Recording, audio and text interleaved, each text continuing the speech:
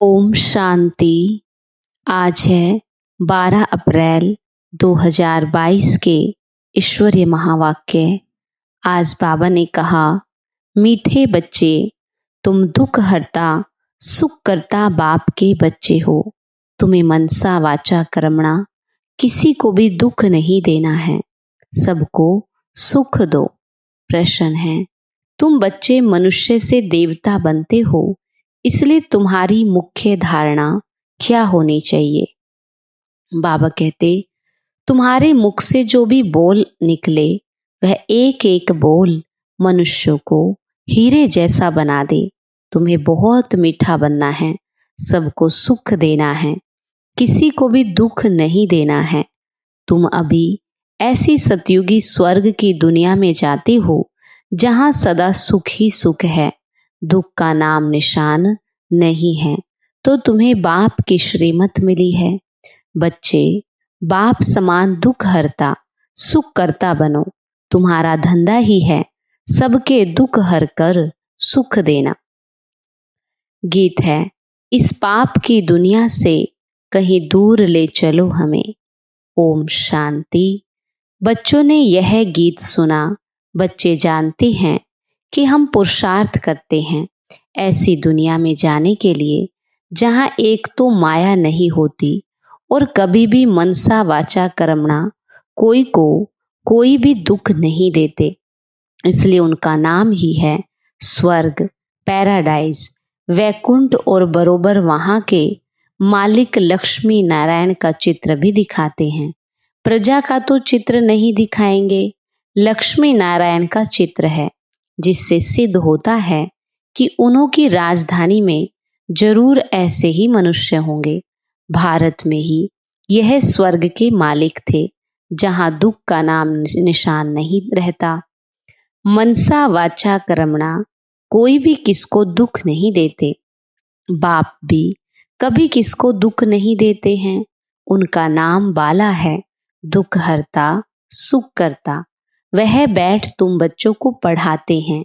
इस दुनिया में सभी मनसा वाचा कर्मणा एक दो को दुख देने वाले हैं, वहां मनसा वाचा कर्मणा सब सुख देने वाले हैं। परमपिता परमात्मा के सिवाय कोई भी स्वर्ग का मालिक बना नहीं सकता। बरोबर स्वर्ग था, यहाँ भी देखो साइंस से क्या क्या बनता रहता। एरोप्लेन, मोटरें, महल आदि कैसे बन जाते हैं।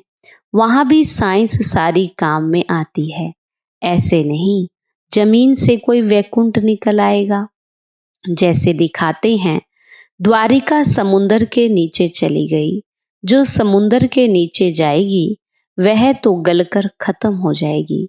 नए सिर सब कुछ बनना है तो बाप से, जबकि हम बादशाही प्राप्त कर रहे हैं, तो मनसा वाचा कर्मणा किसके प्रति बुद्धि में दुख देने का ख्याल नहीं आना चाहिए। भले यह है ही माया का राज्य।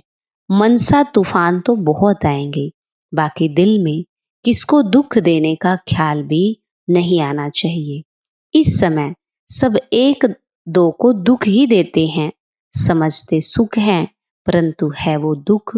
बाप से सबको बेमुख करते हैं। यह भक्ति मार्ग भी ड्रामा में है।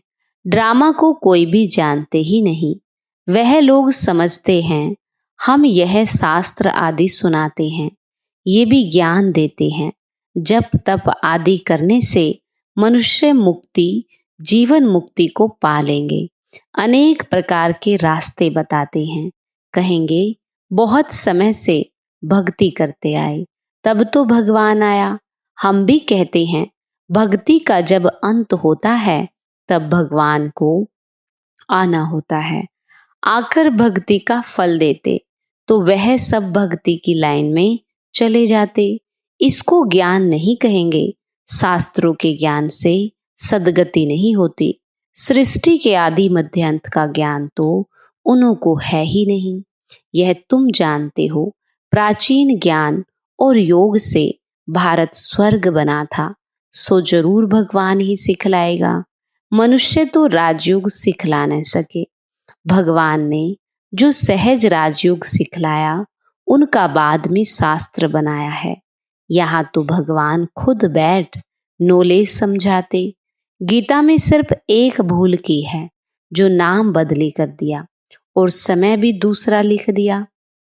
तुम जानते हो, अभी भगवान हमको ज्ञान और राजयोग सिखला रहे हैं। सृष्टि के आदि मध्य अंत का ज्ञान और कोई शास्त्र में नहीं है। कल्प की आयु भी लंबी चौड़ी कर दी। मनुष्य तो वही शास्त्र पढ़ते रहते हैं। बाबा ने समझाया है, यह सृष्टि रूपी झाड़ है। झाड़ में पहले थोड़े पत्ते फिर बढ़ते जाते हैं। भिन्न भिन्न धर्म के पत्ते दिखाए जाते हैं। वास्तव में यह जो भी वेद शास्त्र है वो सब भगवत गीता के पत्ते हैं, अर्थात उनसे निकले हुए सब शास्त्र हैं। तुम देखते हो, बरोबर नए झाड़ की स्थापना होती, तूफान आदि में कोई तो झट मुरझा जाते, गिर पड़ते। तुम जानते हो, अभी हमारे दैवी झाड़ का फाउंडेशन लग रहा है और जो धर्म स्थापक है वह यह नहीं जानते कि हम क्रिश्चियन धर्म का अथवा फलाने धर्म का फाउंडेशन लगाते हैं। पीछे समझ में आता है कि फलाने ने यह फाउंडेशन लगाया। यहाँ तो कांटों को फूल बनाना होता है। तुम जानते हो, हमको तो देवता बनना है, सबको सुख देना है, किसको दुख देने का ख्याल भी नहीं आना चाहिए। एक एक अक्षर मुख से ऐसा निकले जो मनुष्य को हीरे जैसा बना दे। बाप भी हमको ज्ञान सुनाते हैं, जिसको धारण करते करते हम हीरे जैसा बन जाते। वास्तव में टीचर किसको दुख क्यों देवे, वह तो पढ़ाते हैं। हाँ, समझाया जाता है। अगर अच्छी रीति नहीं पढ़ेंगे तो 21 जन्म के लिए घाटा पड़ जाएगा। 21 जन्मों के लिए अभी पुरुषार्थ करना है। बाबा कहते, बाप मिला है जिसको ही भक्ति मार्ग में याद करते थे। हे भगवान, साधु संत आदि सब याद करते हैं। भगवान तो एक है, परंतु वो कौन है ये नहीं जानते। श्री कृष्ण तो सतयुग में प्रिंस था, उनको तो ऐसे कोई नहीं कहेंगे कि वो सर्व का दुख हरता सुख करता है। वही श्री कृष्ण की आत्मा जो सुख में थी अब वो दुख में है। भगवान के लिए ऐसे नहीं कहेंगे ना, वह तो दुख सुख से न्यारा है। उनको मनुष्य का तन है ही नहीं। बाप जो स्थापना करते वहां सुख ही सुख है। तब गाया जाता है, दुख हरता सुख करता। तुम जानते हो, हम रावण के राज्य में आधा कल्प दुखी थे। अल्पकाल का सुख रहता है, बाकी दुख ही दुख है, जिसको सन्यासी लोग काग विष्टा के समान सुख कहते हैं, क्योंकि विकार से पैदा होते हैं ना। लेकिन कोई पवित्र प्रवृत्ति मार्ग भी होगा जहाँ कोई भी विकार नहीं होगा। बरोबर वह सतयुग में था, उसका नाम ही है स्वर्ग। वो है पवित्र मार्ग स्वर्ग। फिर पतित बनते हैं तो उनको कहा जाता है नरक, भ्रष्टाचारी मार्ग। यह दुख सुख का खेल बना हुआ है। मनुष्यों को अभी अभी सुख और अभी अभी दुख। उनको ये मालूम ही नहीं कि स्वर्ग में सदा सुख होता है, दुख का नाम निशान भी नहीं रहता। यहाँ फिर सुख का नाम निशान भी नहीं। विकार में जाना ये तो दुख ही है। तब तो सन्यासी भी सन्यास करते हैं, परंतु वो है निर्वर्ती मार्ग। सतयुग में परवर्ती मार्ग था, वह था शिवालय। देवी देवताएं, लक्ष्मी नारायण आदि के जड़ चित्र मंदिरों में भी कैसे ताज व तख्त से सजे हुए हैं। भारत ही है जिसमें राजा रानी दैवी संप्रदाय थे, और कोई धर्म में ऐसे नहीं हैं।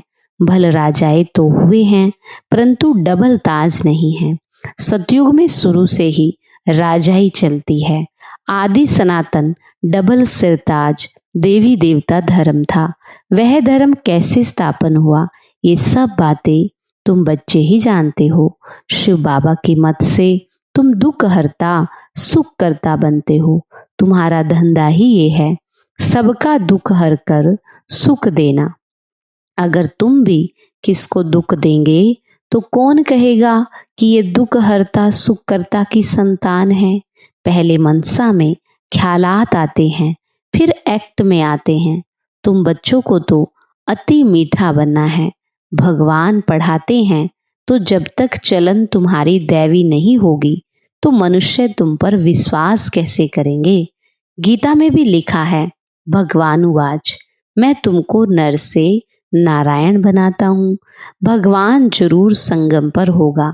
भगवानुवाच, मैं तुमको राजयोग सिखाता हूँ तो जरूर पुरानी दुनिया का विनाश भी हुआ होगा। ये काम कोई कृष्ण का नहीं है। त्रिमूर्ति दिखाते हैं परंतु शिव को उड़ा दिया। फिर कहते हैं ब्रह्मा को तो 3 मुख होते हैं, यह एक मुख वाला ब्रह्मा कहाँ से आया। अब मनुष्य को 3 मुख कैसे होंगे। बाबा कहते हैं, तुम मेरे समझू शाने बच्चे हो, तुम ही विश्व पर राज्य करते थे। अब बाबा तुमको देही अभिमानी बना रहे हैं। अब अपने को आत्मा समझो। मुक्ति धाम में सबको अशरीरी बनाए भेज देते हैं। यहाँ आकर तुमने ये शरीर धारण किया। शरीर धारण करते करते तुमको देह अभिमान पक्का हो गया। अभी तुम अपने को आत्मा समझो। मुझ आत्मा ने 84 जन्मों का पार्ट बजाया। अब यह अंतिम जन्म है। ऐसे ऐसे अपने साथ बातें करो। बाबा कहते हैं, अभी तुम देही अभिमानी बनो, वापिस लौटना है, फिर तुम स्वर्ग में आएंगे। अभी तुम मेरे द्वारा स्वर्ग की बादशाही लेने की मेहनत कर रहे हो। बाप को तुम भूल जाते हो तो खुशी का पारा नहीं चढ़ता।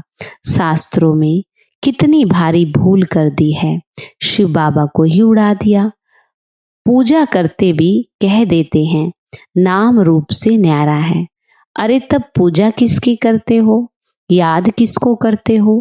कहते भी हो आत्मा भ्रकुटी के बीच में रहती है, परंतु आत्मा किसकी संतान है ये नहीं जानते।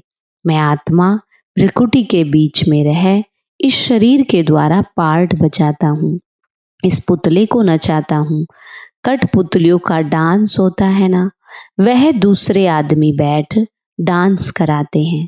पहले पहले तो देही अभिमानी बनना है और बाप जो कुछ समझाते हैं उसको धारण करना है।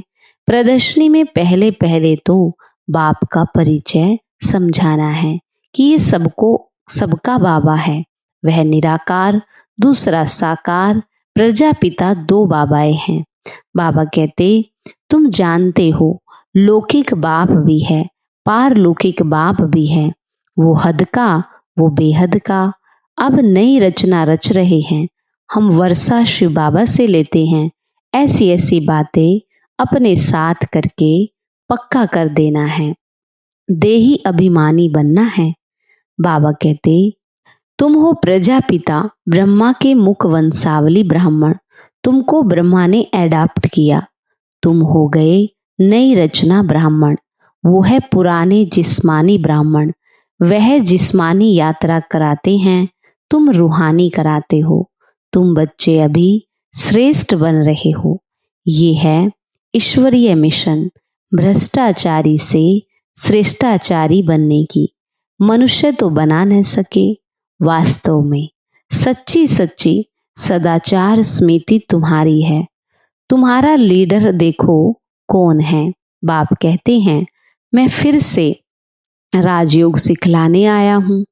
यह वही संगम युग है। अभी मनुष्य से देवता बनाता हूँ। तुम जानते हो हम शूद्र से अभी ब्राह्मण बन रहे हैं। ब्राह्मणों की है चोटी, ब्रह्मा भी चोटी है।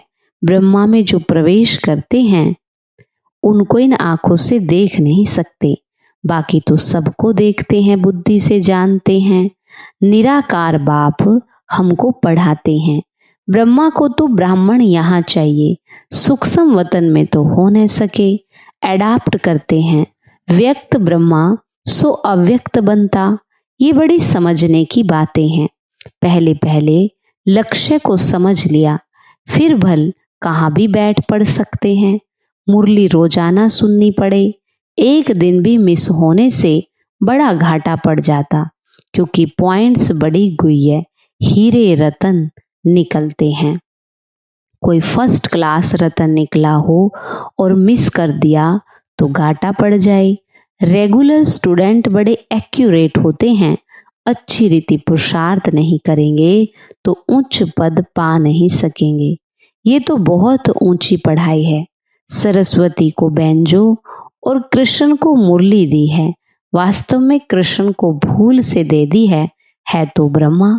तुम जानते हो यह शिव बाबा का मुख है, कृष्ण का और सरस्वती का तो कोई भी कनेक्शन नहीं, सारी मूंज कर दी है। अच्छा, मीठे मीठे सिखी लदे बच्चों प्रति मात पिता बाप दादा का याद प्यार और गुड मॉर्निंग।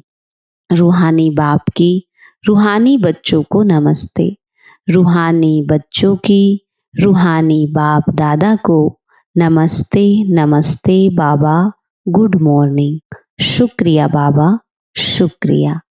धारणा के लिए मुख्य सार। पहला पॉइंट, मैं आत्मा इस शरीर रूपी पुतले को नचा रही हूँ, मैं इससे अलग हूँ।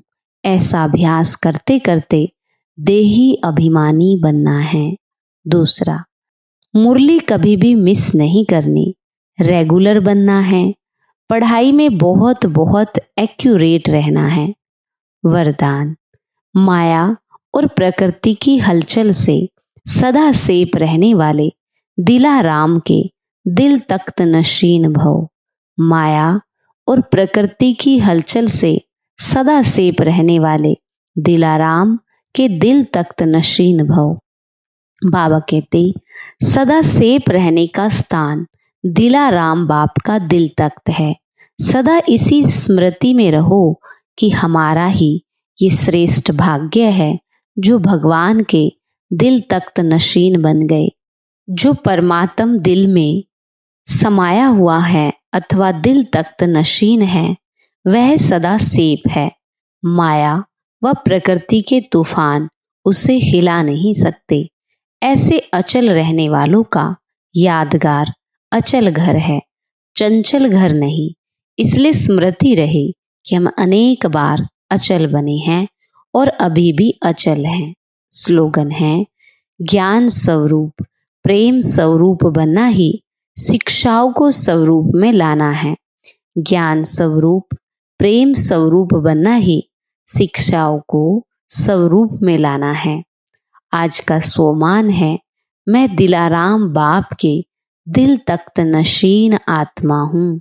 मैं दिलाराम बाप के दिल तख्त नशीन आत्मा हूँ। अच्छा, ओम शांति।